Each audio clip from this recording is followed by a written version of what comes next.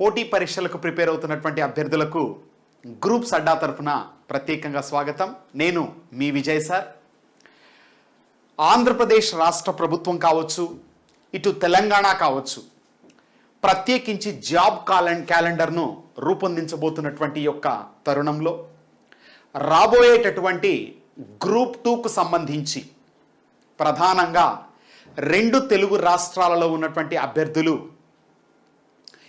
ఈపాటికే మీ యొక్క ప్రిపరేషన్ను కొనసాగిస్తూ ఉండవచ్చు. మరి అందులో భాగంగా ఇటు ఆంధ్రప్రదేశ్ రాష్ట్ర పబ్లిక్ సర్వీస్ కమిషన్ కావచ్చు, అలాగే తెలంగాణకు సంబంధంగా ఉన్నటువంటి అంశాలను మేళవిస్తూ ప్రత్యేకంగా టార్గెట్ గ్రూప్ 2 అనేటటువంటి శీర్షికన ప్రత్యేకమైనటువంటి సిరీస్ను, ముఖ్యంగా ఏ టాపిక్స్ అయితే మనకు ఎగ్జామ్ పాయింట్ ఆఫ్ వ్యూలో అత్యధికంగా మార్కులు సాధించడానికి అవకాశం ఉందో, గత ప్రశ్నాపత్రాలను మనం విశ్లేషణ చేసినప్పుడు ఏ టాపిక్స్ నుంచి అయితే అధికంగా ప్రశ్నలు వస్తున్నాయో దానిని దృష్టిలో ఉంచుకొని ముఖ్యంగా ఆంధ్రప్రదేశ్ పబ్లిక్ సర్వీస్ కమిషన్ వారు రిలీజ్ చేసినటువంటి గ్రూప్ 2 సిలబస్లో సైన్స్ అండ్ టెక్నాలజీకి సంబంధించి 75 మార్కులు కేటాయించడం జరిగింది. మరి దాని పరంగా తీసుకున్నా కూడా ఏ టాపిక్స్ అత్యధికంగా మార్కులు మనకు ఎగ్జామ్ పాయింట్ ఆఫ్ వ్యూలో ఇస్తున్నాయి, లేదా ఏ టాపిక్స్ పైన ఇస్తున్నారు, దీనిని దృష్టిలో ఉంచుకొని ప్రత్యేకంగా విశ్లేషణాత్మక సిరీస్ను గ్రూప్స్ అడ్డా ప్రారంభించింది. మరి ఇందులో భాగంగా సైన్స్ అండ్ టెక్నాలజీకి సంబంధించినటువంటి మొట్టమొదటి వీడియోను మనం ఇప్పుడు పరిశీలన చేద్దాం.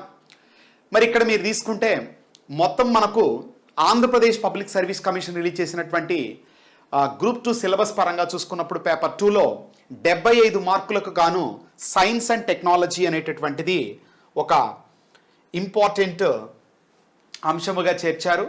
గతంలో చాలా తక్కువగా వెయిటేజ్ ఉన్నటువంటిది ఇప్పుడు 75 మార్కులకు తీసుకురావడంతో ఖచ్చితంగా దీనిపైన అధికంగా అభ్యర్థులు ఆధారపడాల్సినటువంటి అవసరం వచ్చింది. And at the same time ఉన్నటువంటి సిలబస్కు, అవైలబిలిటీలో ఉన్నటువంటి బుక్స్కు మధ్య వ్యత్యాస ఫలితంగా కూడా చాలామంది అభ్యర్థులు ఈ టాపిక్కు సంబంధించి ఇబ్బంది పడుతూ ఉన్నారు ప్రిపరేషన్ సమయంలో.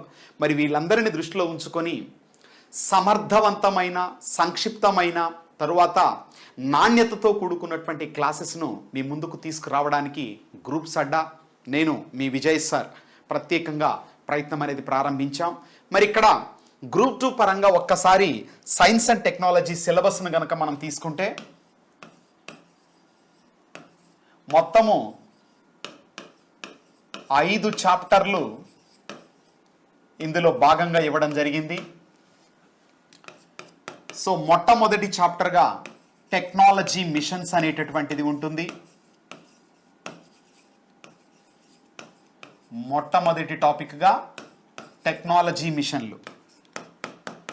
రెండవ టాపిక్గా ప్రత్యేకించి శక్తి నిర్వహణ, ఎనర్జీ మేనేజ్మెంట్ అనేది ఉంటుంది.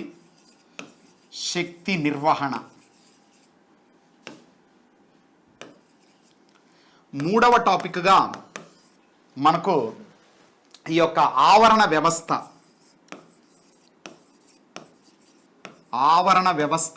మరియు జీవ వైవిధ్యం.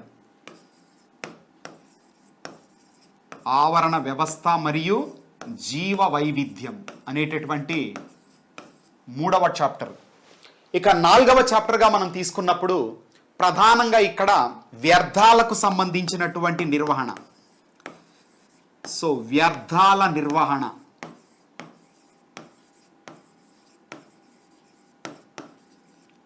ఇక 5వ చాప్టర్గా ఆరోగ్యము, పర్యావరణం, అంటే పర్యావరణంతో పాటుగా ఆరోగ్యానికి సంబంధించినటువంటి అంశాలు. సో అందులో భాగంగా మనం తీసుకుంటే పర్యావరణం, ఆరోగ్యం అనేటటువంటి 5 ఇంపార్టెంట్ యూనిట్స్ను ఇందులో భాగంగా చేర్చారు. మరి ఇక్కడ ఈ 5 చాప్టర్లలో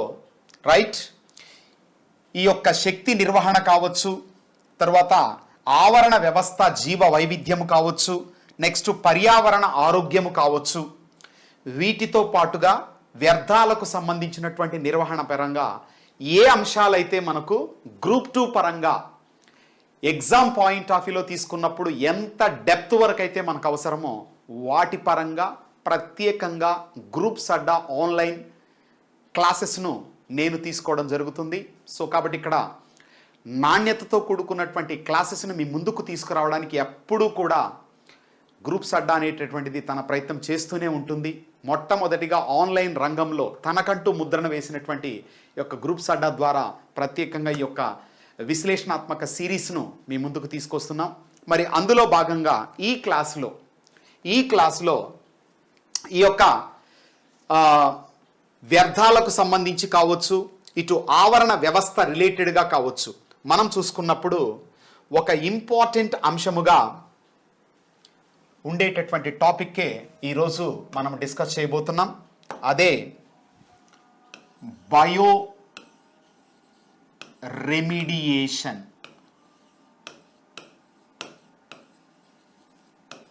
బయో రెమిడియేషన్. మరి యొక్క బయో రెమిడియేషన్ అనేటటువంటి పదానికి అర్థం తెలుసుకునే ముందు ఈ బయో రెమిడియేషన్ అనేటటువంటిది మనకు సుస్థిరాభివృద్ధి లక్ష్యాలకు అనుగుణంగా ఉండేటటువంటి ఒక విధానం. సుస్థిరాభివృద్ధి లక్ష్యాలు మనం తీసుకుంటే సస్టైనబుల్ డెవలప్మెంట్ గోల్స్గా పిలుస్తాము, ఎస్డిజీస్. ఏవైతే మనము 2030 నాటికి అచీవ్ కావడానికి 2032లో రియో 20+ సమిట్ జరగబోతోంది. అప్పటికల్లా మనము పూర్తి స్థాయిలో అచీవ్ కావడానికి ప్రయత్నాలు చేస్తున్నాం. మరి అందులో భాగంగా తీసుకుంటే ఆరవ గోల్గా మనం చూసుకున్నప్పుడు మనం తీసుకుంటే ఎస్డిజిలో 6th గోల్ అన్నమాట. 6th గోల్కి వచ్చినప్పుడు ఏం చెప్తోంది అక్కడ? ప్రధానంగా స్వచ్ఛమైనటువంటి నీరు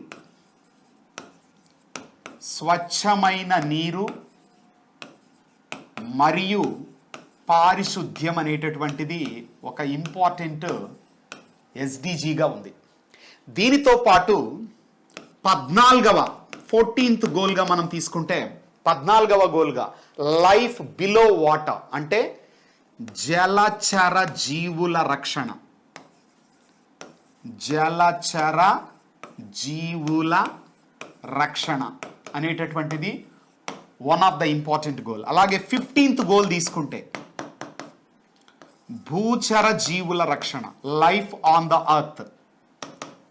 సో ఇవి మనకు ఈ 3 సుస్థిర అభివృద్ధి లక్ష్యాలు తీసుకున్నప్పుడు దీనికి రిలేటెడ్గా ఈ యొక్క బయో రెమిడియేషన్ అనేటటువంటిది ఉంది. భారతదేశం కానీ ఇటు మన తెలుగు రాష్ట్రాలను కానీ మనం తీసుకున్నప్పుడు నిత్యం అనేక రకాలైనటువంటి వ్యర్థాలు, ఓకే, ఇటు మున్సిపల్ వ్యర్థాలు కావచ్చు, అటు హౌస్ హోల్డ్ అంటే గృహ సంబంధమైనటువంటి వ్యర్థాలు కావచ్చు, ఇలా అనేక రకాల వ్యర్థాలు అనేటటువంటివి మనము ఇటు జలావాసాలలో కావచ్చు, భౌమ్యావాసంగా నేలపై కావచ్చు, ఇలా మనం పడవేస్తూ కాలుష్యానికి కారణమవుతూ ఉన్నాం. ఓకే, మరి ఈ కాలుష్యాన్ని నివారించడానికి, వ్యర్థాలను తొలగించడానికి ప్రపంచవ్యాప్తంగా చర్యలు చేపడుతూ ఉన్నారు. అందులో భాగంగా మనకు స్వచ్ఛ భారత్ మిషన్ ప్రారంభించారు. అందులో భాగంగా స్వచ్ఛాంధ్ర మిషన్ కూడా కొనసాగుతూ ఉన్నటువంటి పరిస్థితి. మరి దీనిని దృష్టిలో ఉంచుకున్నప్పుడు ఈ వ్యర్థాలను తొలగించడానికి, ఓకే, లేకపోతే ఈ వ్యర్థాలను మనం తీసుకుంటే 2 రకాలుగా వీటిని మనం డివైడ్ చేయవచ్చు. జీవ సంబంధంగా విచ్ఛిన్నమయ్యే వ్యర్థాలు, జీవ సంబంధముగా విచ్ఛిన్నము కాని వ్యర్థాలు. ఓకే, అంటే కొన్ని రకాలైనటువంటి సూక్ష్మ జీవులు కానీ, కొన్ని రకాలైనటువంటి మొక్కలు కావచ్చు, వీటిని ఉపయోగించి కొంతవరకు, అంటే సజీవులను ఉపయోగించి కొంతవరకు వ్యర్థాలను ఏం చేయొచ్చు, దాని యొక్క సంక్లిష్టతను తగ్గించి సరళ రూపంలోకి మార్చడం ద్వారా వాటిని త్వరగా మనము డిస్పోజ్ చేయడానికి అవకాశం అనేది ఉంటుందన్నమాట. మరి అందులో భాగంగా మొత్తము వ్యర్థాలను జీవ సంబంధంగా విచ్ఛిన్నమయ్యేవి, జీవ సంబంధముగా విచ్ఛిన్నము కానివి అనేదిగా మనం డివైడ్ చేసాం. మరి ఆ జీవ సంబంధంగా విచ్ఛిన్నమయ్యేటటువంటి వ్యర్థాలు ఏవైతే ఉన్నాయో వాటిపైన సూక్ష్మ జీవులు పనిచేసి, ఓకేనా, సంక్లిష్టతను తగ్గించడం ద్వారా లేదా వాటి యొక్క విషతత్వాన్ని తగ్గించడం కానీ, లేదా వాటి ద్వారా జరిగేటటువంటి కాలుష్య స్థాయిని తగ్గించడానికి ప్రత్యేకంగా అవి సహాయపడతాయి. ఏదైతే మనము ఈ యొక్క డిగ్రేడేషన్ ప్రాసెస్ ఉందో, జీవ సంబంధంగా విచ్ఛిన్నము చేసే ప్రక్రియ ఉందో, దానికి సాంకేతికతను జోడించి ఓకే ప్రత్యేకంగా కొన్ని రకాల సూక్ష్మ జీవుల ద్వారా వ్యర్థాలను సంక్లిష్ట వ్యర్థాలను సరళంగా మార్చడం కానీ, లేదా వ్యర్థాల ద్వారా కలిగేటటువంటి కాలుష్య స్థాయిని తగ్గించడం కానీ, లేదా వ్యర్థాల వల్ల పరిసరాలు అంటే గాలి కానీ, నేల కానీ, నీరు కానీ కలుషితం కాకుండా ఉండేటటువంటి పదార్థాల రూపంలోకి మార్చడాన్నే బయో రెమిడియేషన్ అనే పేరుతో పిలుస్తారు. ఓకే, సో ఈ యొక్క పదాన్ని మనము లిటరల్గా తీసుకున్నప్పుడు బయో అంటే అర్థము జీవ సంబంధమైనటువంటి, ఓకే అంటే సజీవులు. మరి ఏం వాడుతున్నామండి ఇక్కడ? సూక్ష్మ జీవులను ఉపయోగిస్తున్నాం. ఓకే, మరి ఇక్కడే మీరు గుర్తు చేసుకోవాలా, జనవరి 2026లో మన భారతదేశంలోని ఒక రాష్ట్రము ఓకే స్టేట్ మైక్రోబ్గా, రాష్ట్ర సూక్ష్మ జీవిగా ఒక బ్యాక్టీరియాను ప్రకటించింది. కంటికి కనిపించనటువంటి సూక్ష్మ జీవిని మొట్టమొదటిగా భారతదేశ చరిత్రలో కేరళ రాష్ట్రము తమ రాష్ట్ర సూక్ష్మ జీవిగా ప్రకటించింది. అంటే ప్రస్తుతం ఈ సూక్ష్మ జీవులకు ఎంత ప్రాధాన్యత ఉందో మనకు అర్థమవుతుంది. ఓకే, మరి అందులో భాగంగా తీసుకుంటే కొన్ని రకాల సూక్ష్మ జీవులు, ముఖ్యంగా బ్యాక్టీరియా కావచ్చు, అలాగే శిలీంధ్రాలు కావచ్చు, వీటినే మనము బూజులు అనే పేరుతో కూడా పిలుస్తాం. బూజు గోడకు బట్టే బూజు కాదండి, రొట్టెకు కొబ్బరికి వీటికి బట్టే బూజు. ఓకే, ఫంగై అంటారు వీటినే. తర్వాత వీటితో పాటు కొన్ని రకాల మొక్కలు అంటే సూక్ష్మ జీవుల పరంగా తీసుకున్నప్పుడు ఈ రెండు వస్తాయి, రైట్. తర్వాత సూక్ష్మ జీవులు కాకుండా కూడా మనం ఏం చేయొచ్చు, కొన్ని రకాల మొక్కలను ఉపయోగించవచ్చు. ఇలా బ్యాక్టీరియా కానీ, శిలీంధ్రాలు కానీ, శైవలాలు మరొక సూక్ష్మ జీవి, శైవలాలు. ఓకే, సో దీనినే మనము ఆల్గే అంటాం, పాచి అంటాం చూడండి. ఇలాంటి ఈ యొక్క సూక్ష్మ జీవులను కానీ లేదా కొన్ని రకాల మొక్కలను ఇక్కడ ప్రత్యేకంగా ఉపయోగించి రెమిడీ అంటే ఏంటి? నివారించుకోవడం, అంటే వ్యర్థాలను తొలగించుకోవడం కానీ, వ్యర్థాల ద్వారా జరిగేటటువంటి కాలుష్యాన్ని తగ్గించడం కానీ, వ్యర్థాల నుంచి ఏర్పడేటటువంటి విషపూరిత పదార్థాల స్థాయిని తగ్గించేటటువంటి ప్రత్యేక సాంకేతిక విధానాన్నే మనం ఏమని పిలుస్తాం? బయో రెమిడియేషన్గా పిలవడం జరుగుతుంది. ఓకే, ఇదే రెమిడియేషన్ ప్రక్రియలో మొక్కలను గనక ఉపయోగిస్తే దానినే ఫైటో రెమిడియేషన్ అనే పేరుతో పిలుస్తారు. ఏమంటారు? Phyto remediation. ఓకే, మరి ఇక్కడ ఈ క్లాసు చివరి వరకు అందరూ కూడా చూడండి, ఎందుకంటే మీకు ఈ క్లాసుకు సంబంధించి అంటే ఏ టాపిక్ అయితే నేను డిస్కస్ చేస్తున్నానో ఆ టాపిక్కు సంబంధించినటువంటి ప్రీవియస్ బిట్స్ ఏవైతే ఉన్నాయో అవి కూడా మీకు మీ ముందుకు తీసుకొస్తాను. కాబట్టి మనము ఎలా ప్రిపేర్ అవుతున్నాము, ఏ విధంగా మనం ఆన్సర్ చేయగలుగుతున్నాము, రెండూ కూడా మీకు ఇక్కడే క్లాసులోనే దొరుకుతాయి. Okay, right. సో మొక్కలను ఉపయోగించి గనక వ్యర్థాలను గనక తొలగించగలిగితే దానిని ఫైటో రెమిడియేషన్ అంటారు. అలా కాకుండా శిలీంధ్రాలను ఉపయోగించి గనక, అంటే కొన్ని ప్రత్యేకమైనటువంటి కేవలం శిలీంధ్రాలు ఫంగైని ఉపయోగించి కనుక చేయగలిగితే దానిని మైకో రెమిడియేషన్ అంటారు. మైకో రెమిడియేషన్. ఓకే, అలాగే శైవలాలను ఉపయోగించి గనక రైట్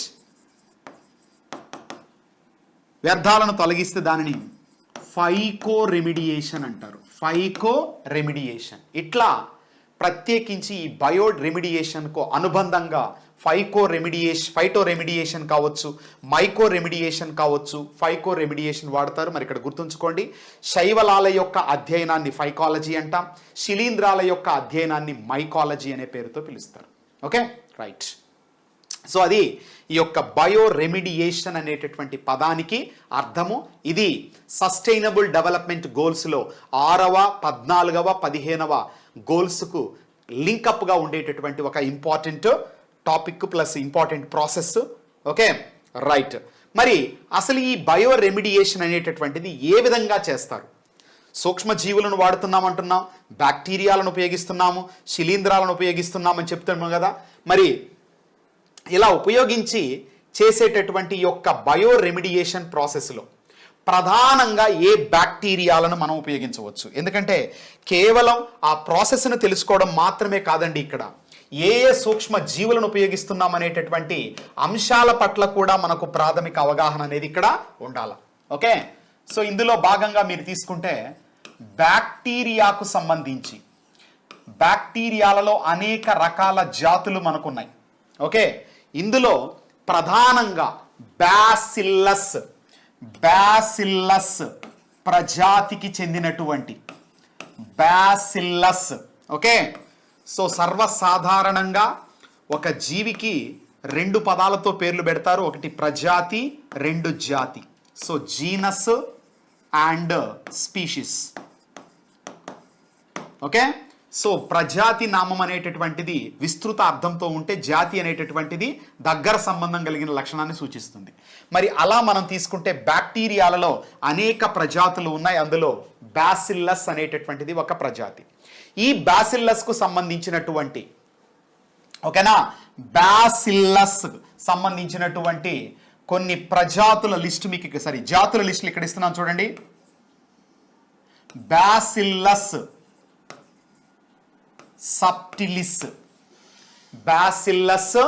సబ్టిలిస్. ఓకే, తర్వాత బ్యాసిల్లస్ సబ్టిలిస్ తో పాటు ఇంకొకటి మనం తీసుకున్నప్పుడు ప్రత్యేకించి ఈ యొక్క బ్యాసిల్లస్లో బ్యాసిల్లస్ సైరియస్ అనేటటువంటి మరొక జాతి. ఓకే, బ్యాసిల్లస్ సబ్టిలస్, ఓకే, లేదా సబ్టిలిస్, తర్వాత బ్యాసిల్లస్ సైరియస్, తర్వాత లైకెనిఫార్మిస్, బ్యాసిల్లస్ లైకెనిఫార్మిస్.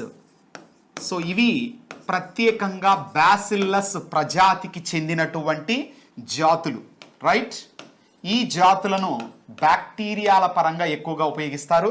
మరి ఇక్కడ కరెంట్ అఫైర్ బిట్ ఇదే.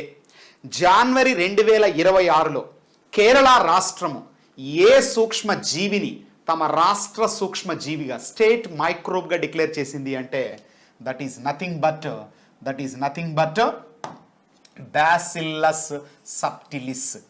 సో ఈ యొక్క బ్యాసిల్లస్ సబ్టిలిస్ అనేటటువంటి బ్యాక్టీరియా ఒక బయో ఫర్టిలైజర్గా ఉపయోగపడుతుంది. అలాగే పేగు రోగ నిరోధకతను పెంచడం ద్వారా జీర్ణ ప్రక్రియను ప్రోత్సహించడంలో, అలాగే పులియబెట్టినటువంటి ఆహార పదార్థాలలో ప్రోబయాటిక్గా కూడా ఈ యొక్క బ్యాక్టీరియా గ్రో అవుతోంది. కాబట్టి నేల మన యొక్క ఆరోగ్యాన్ని కాపాడడంలో కీలక పాత్రను పోషించేటటువంటి బ్యాక్టీరియా. కాబట్టి దీనిని కేరళ రాష్ట్రం ఏం చేసింది, తమ యొక్క స్టేట్ మైక్రోబ్గా, ఓకే, సో కేరళ రాష్ట్రము దేనిని తమ యొక్క స్టేట్ మైక్రోబ్గా డిక్లేర్ చేసింది అంటే స్టేట్ మైక్రోబ్. ఓకే, కంటికి కనిపించనటువంటి ఒక సూక్ష్మ జీవిని రాష్ట్ర సూక్ష్మ జీవిగా దీనిని డిక్లేర్ చేయడం అనేటటువంటిది జరిగింది. ఓకే, అలాంటి బ్యాసిల్లస్ వాటికి సంబంధించినటువంటి జాతులు. దీంతో పాటు ప్రత్యేకంగా మరొకటి సూడోమోనాస్. Okay, Pseudomonas.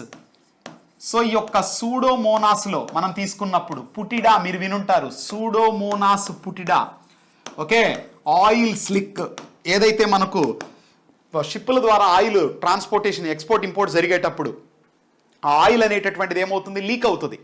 ఆ చమురు లీకేజ్ని మనం మామూలుగా తీయాలంటే చాలా కష్టం. మరి అలాంటి పరిస్థితులలో ప్రత్యేకించి యొక్క సూడోమోనాస్ పుటిడా అనే బ్యాక్టీరియా, ఇలా కొన్ని రకాల బ్యాక్టీరియాలను ప్రత్యేకించి యొక్క బయో రెమిడియేషన్ కోసం ఉపయోగిస్తారు.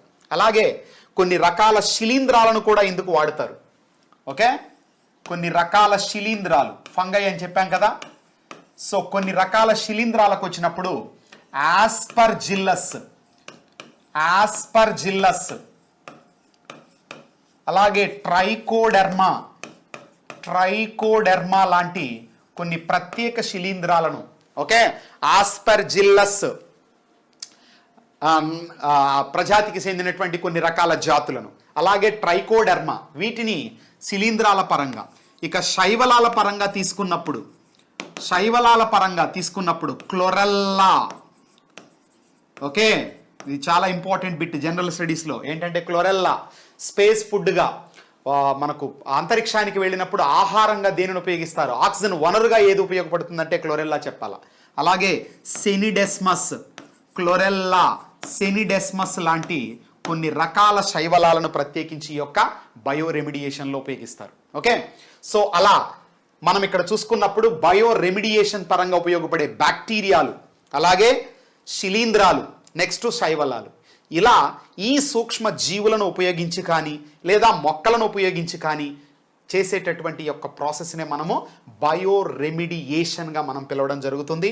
మరి ఇక మనకు సూక్ష్మ జీవులపైన అవగాహన వచ్చింది కాబట్టి ఇప్పుడు మనం చూడబోయేటటువంటిది అసలు ఈ బయో రెమిడియేషన్లో ఎన్ని రకాల పద్ధతులు ఉన్నాయి.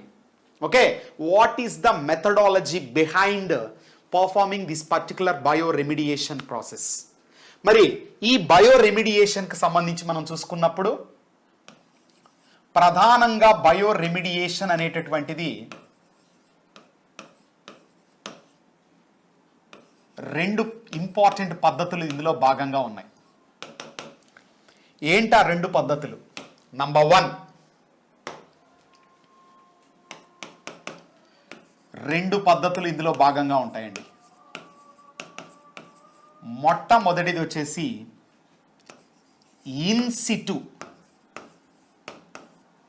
In situ bio remediation.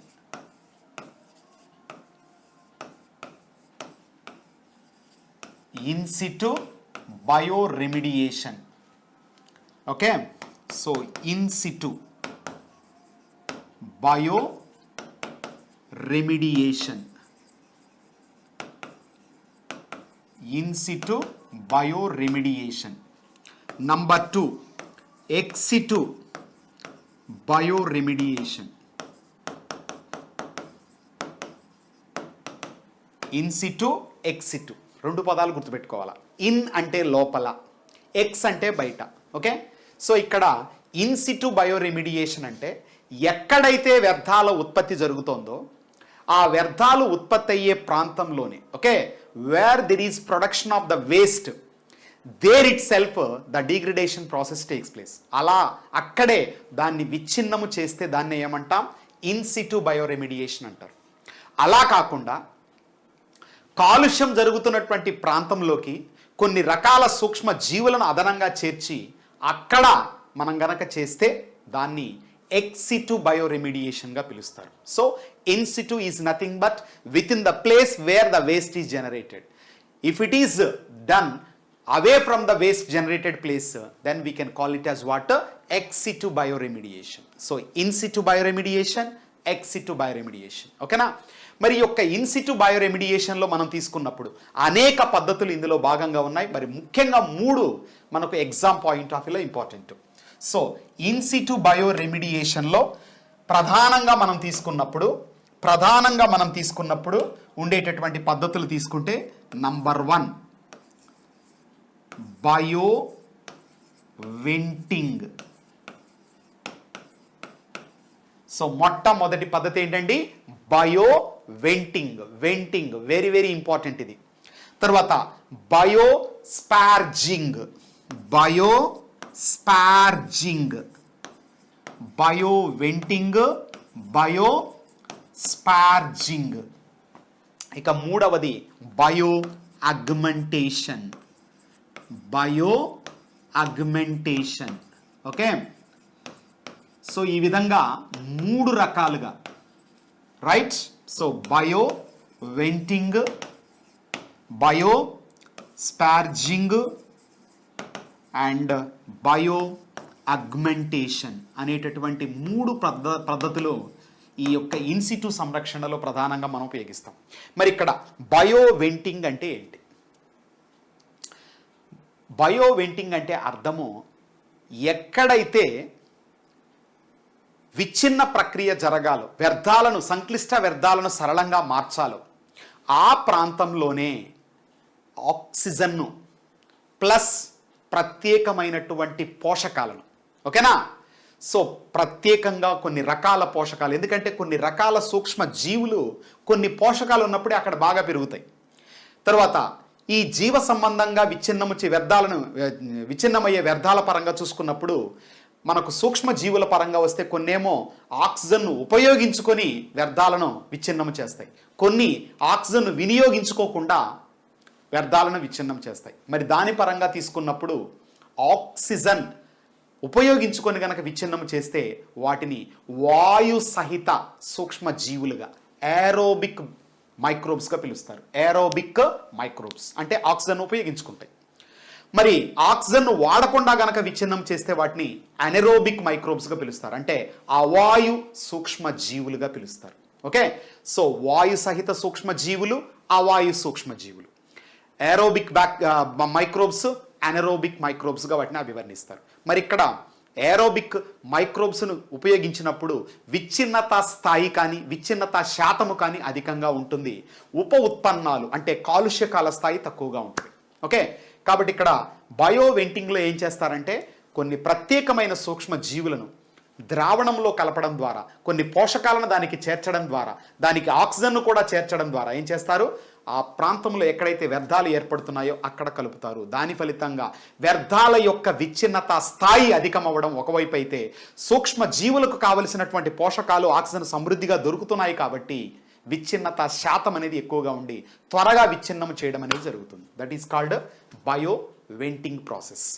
ఇక రెండవది బయోస్పార్జింగ్. అంటే ఏంటి, ఇక్కడ ప్రత్యేకంగా స్పార్జింగ్ అంటే సిరంజిలను ఉపయోగించి కొన్ని ప్రత్యేకమైనటువంటి ట్యూబ్స్ను ఉపయోగించి ఏం చేస్తారంటే కొంత ప్రెషర్తో ఏ ప్రాంతంలో అయితే వ్యర్థాల ఉత్పత్తి జరుగుతుంది, ఎందుకంటే ఇది ఇన్సిటు బయో రెమిడియేషన్ కాబట్టి ఆ ప్రాంతంలో ప్రత్యేకంగా ప్రెషరైజ్డ్ సిచ్యువేషన్స్లో ఏం చేస్తారంటే కొన్ని రకాల సూక్ష్మ జీవులను ఆక్సిజన్తో కలిపి ఏం చేస్తారు, ఆ ప్రాంతంలోకి ఇంజెక్ట్ చేస్తారు. అలా ఇంజెక్ట్ చేయడం ద్వారా విచ్ఛిన్నత పెరిగితే లేదా విచ్ఛిన్నము చేస్తే దానినే బయోస్పార్జింగ్ రెమిడియేషన్గా, ఇన్సిటు బయోస్పార్జింగ్ రెమిడియేషన్గా పిలుస్తాం.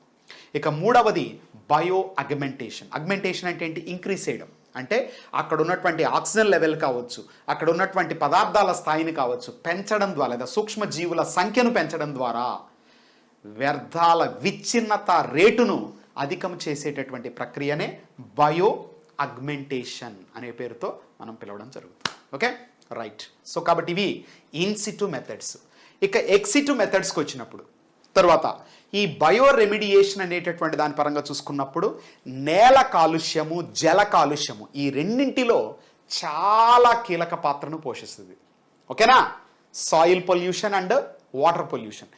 గాలి కాలుష్యానికి సంబంధించి తక్కువ పాత్ర దీనికి ఉంటుంది, కానీ ఈ రెండింటిలో మాత్రం అధికంగా, ముఖ్యంగా ఘన వ్యర్థాలు కావచ్చు, వీటిలో నేల కాలుష్యానికి కారణమయ్యే తర్వాత పెస్టిసైడ్స్ కావచ్చు, ఏవైతే మనం పురుగు మందులు వాడుతున్నామో వాటి పరంగా కావచ్చు.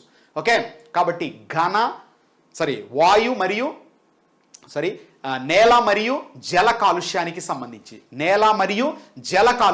సంబంధించి చాలా విస్తృతంగా ఈ యొక్క రెమిడియేషన్, బయో రెమిడియేషన్ ఉపయోగించడం జరుగుతుంది. ఆ పాయింట్ గుర్తుపెట్టుకోండి. ఓకే, వాయు కాలుష్య పరంగా లిమిటెడ్ అప్లికేషన్స్ అన్నమాట. ఇక ఎక్సిటు బయో రెమిడియేషన్కి వచ్చినప్పుడు ఈ యొక్క ఎక్సిటు రెమిడియేషన్లో ప్రధానంగా మనకు ఏమేమి ఉన్నాయి, ఇందులో మనం పద్ధతులు తీసుకుంటే మొత్తం 4 పద్ధతులు ఇందులో ప్రధానంగా మనం చెప్పుకోవచ్చు. ఒకటి ల్యాండ్ ఫార్మింగ్ అంటారు, ల్యాండ్ ఫార్మింగ్.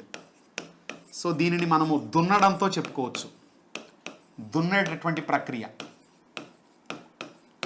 ఓకే, బట్ దున్నడానికి కొంచెం భిన్నంగా ఇది ఉంటుంది, బట్ అర్థం అవ్వడం కోసం ఆ పదం వాడే, మీకు టిల్లింగ్ అంటాం కదా అదనమాట. ఓకే, సో ల్యాండ్ ఫార్మింగ్ అనేటటువంటిది మొట్టమొదటి పద్ధతి దీనిలో.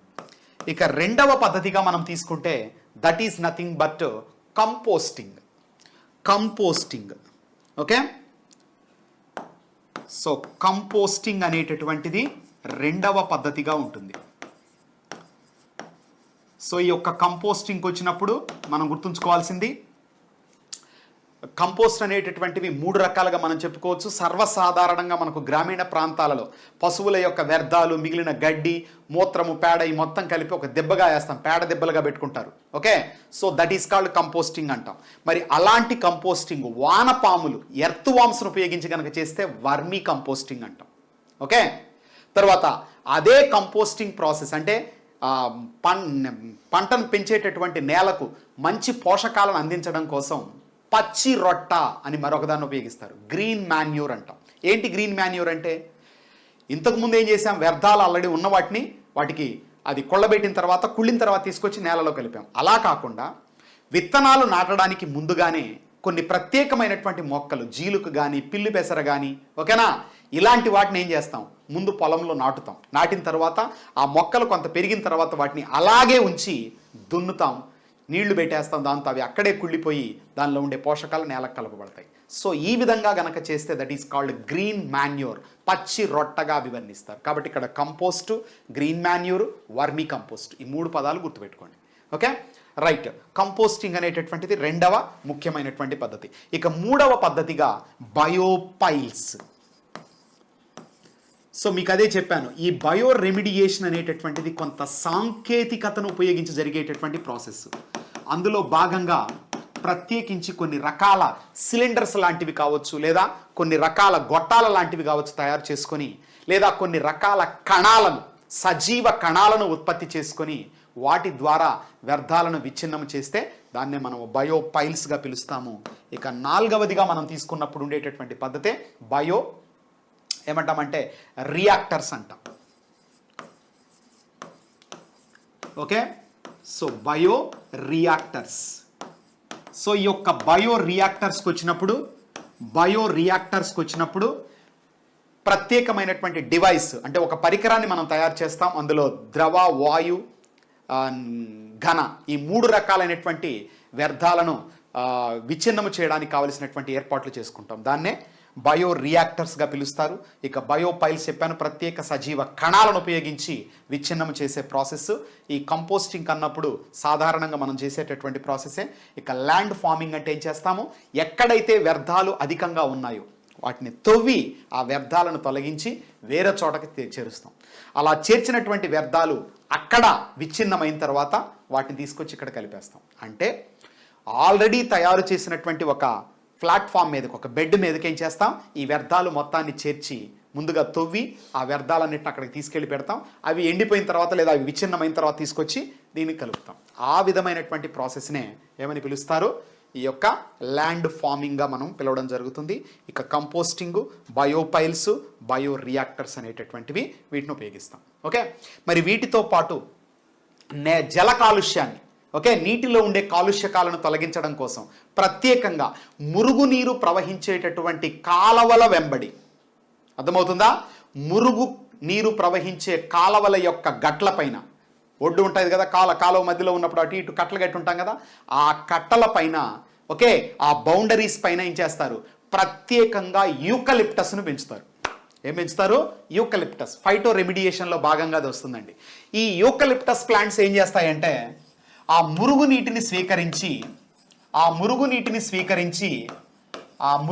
ఏం చేస్తాయి, మామూలు నీరుగా మార్చి ఆవిరి రూపంలో విడిచిపెడతాయి. క్లియర్? సో మురుగునీటిని స్వీకరించి ఆవిరి రూపంలో మంచినీరుగా మార్చి, లేదా మంచినీరుగా మార్చి ఆవిరి రూపంలో విడుదల చేసే మొక్కలకు ఉదాహరణ eucalyptus. Very very important bit, గుర్తుపెట్టుకోవాలి. ఓకే, సో ఫైటో రెమిడియేషన్లో భాగంగా దీన్ని మనం ఉపయోగిస్తాం, యూకలిప్టస్, ముఖ్యంగా జల కాలుష్యం ఉండేటటువంటి ప్రాంతాలలో. Okay, right. ఇలా ఇన్సిటు బయో రెమిడియేషన్ కావచ్చు, ఎక్సిటు బయో రెమిడియేషన్ కావచ్చు, ఫైటో రెమిడియేషన్ పరంగా ఏం చేస్తారు, ఈ యొక్క వ్యర్థాలను విచ్ఛిన్నము చేసి వాటి యొక్క విషపూరిత లక్షణాన్ని తగ్గించి, రైట్, వాటి వల్ల పర్యావరణానికి, ముఖ్యంగా నేల పరంగా, నీటి పరంగా, వాతావరణ పరంగా కలిగేటటువంటి కాలుష్యాన్ని తగ్గించేటటువంటి పద్ధతినే బయో రెమిడియేషన్ అనేటటువంటి పేరుతో పిలుస్తారు. ఈ యొక్క బయో రెమిడియేషన్లో, ఓకే, అనేక రకాల సూక్ష్మ జీవులు, శైవలాల పరంగా క్లోరెల్లా, సెనిడెస్మస్, శిలీంధ్రాల పరంగా ఈ యొక్క ఆస్పర్జిల్లస్, ట్రైకోడెర్మా లాంటివి, బ్యాక్టీరియాల పరంగా తీసుకున్నప్పుడు బ్యాసిల్లస్ ప్రజాతికి చెందినటువంటి సబ్టిలస్, ఓకే, సబ్టిలిస్, సైరియస్, లైకినిఫార్మిస్ లాంటి బ్యాక్టీరియాలు, అలాగే సూడోమోనాస్ ప్రజాతికి చెందినటువంటి పుటిడా అనేటటువంటి జాతి, ముఖ్యంగా ఆయిల్ స్లిక్, ఏదైతే మనకు చమురు లీక్ అవుతుందో ఆ చమురు తుంపరలను విచ్ఛిన్నము చేయడానికి, ఆయిల్ స్లిక్ను క్రాక్ చేయడానికి ప్రత్యేకంగా ఈ యొక్క బ్యాక్టీరియాలను ఉపయోగించడం అనేటటువంటిది చేస్తారు. So another important bit, Kerala state ఏ స్టేటు బ్యాసిల్లస్ సబ్టిలిస్ను తమ యొక్క స్టేట్ మైక్రోబ్గా డిక్లేర్ చేసిందంటే కేరళ రాష్ట్రం. మొట్టమొదటి రాష్ట్రం భారతదేశంలో, ఇన్ఫ్యాక్ట్ ప్రపంచవ్యాప్తంగా తీసుకున్నప్పుడు కూడా మనం చెప్పుకోవచ్చు. బట్ మన ఇండియా పరంగా మాత్రం బిట్ అడగడానికి చాలా చాలా స్కోప్ ఉంది. ఆ బ్యాక్టీరియా పేరు వచ్చేసి బ్యాసిల్లస్ సబ్టిలిస్, గుర్తుపెట్టుకోవాలి. Okay, right. ఇక ఈ యొక్క బయో రెమిడియేషన్ ప్రాసెస్ అనేది 2 రకాల పద్ధతులను కలిగి ఉంటుంది, ఇన్సిటు, ఎక్సిటు. అదే ప్రాంతంలో ఎక్కడైతే వ్యర్థాలు ఉత్పత్తి అవుతున్నాయో అక్కడ చేస్తే ఇన్సిటు, లేకపోతే ఎక్కడికైనా తీసుకెళ్లి చేస్తే ఎక్సిటుగా మనం పిలుస్తాం. ఎక్సిటు, ఇన్సిటు 2 గుర్తుపెట్టుకోవాలి. పదాలకు అర్థం తెలిస్తే చాలు. ఇన్సిటులో మనకు 3 ఇంపార్టెంట్ మెథడ్స్ ఉంటాయి. అలాగే ఎక్సిటు పరంగా చూసుకున్నప్పుడు okay, bio venting, bio sparging, bio augmentation అనేది ఇన్సిటు కిందకు వస్తే, land farming, composting, biopiles, bio reactors అనేటటువంటివి ఎక్సిటు బయో రెమిడియేషన్ కింద భాగంగా వస్తాయి. ప్రధానంగా మనకు నేల, నీరు కాలుష్యానికి సంబంధించి యొక్క బయో రెమిడియేషన్ అనేది అత్యంత కీలకమైన పాత్రను పోషించేటటువంటి విధానముగా మనం గుర్తుపెట్టుకోవాలి. Okay, right. ఇది బయో రెమిడియేషన్ అనేటటువంటి టాపిక్కు సంబంధించిన విశ్లేషణ. మరి ఇక్కడ అభ్యర్థులందరికీ ఒక డౌట్ రావచ్చు, సార్ ఎక్స్ప్లెనేషన్ బాగానే ఉంది, మేము విన్నాము, మాకు అర్థమవుతోంది, తర్వాత మిగతా క్లాసుల కంటే భిన్నంగా కొంత అడిషనల్ ఇన్ఫర్మేషన్ మాకు ఇక్కడ ఇచ్చారు, బాగానే ఉంది సార్, కానీ బిట్స్ ఎలా వస్తాయి దీని మీద అనేది వచ్చినప్పుడు, మరి మనకు గతంలో నిర్వహించినటువంటి 2020 అంటే మనకు ప్రజెంట్ ఏపీపీఎస్సీ పరంగా చూసుకున్నప్పుడు రీసెంట్గా పోస్టులు ఇచ్చారు గ్రూప్ 2కు సంబంధించి.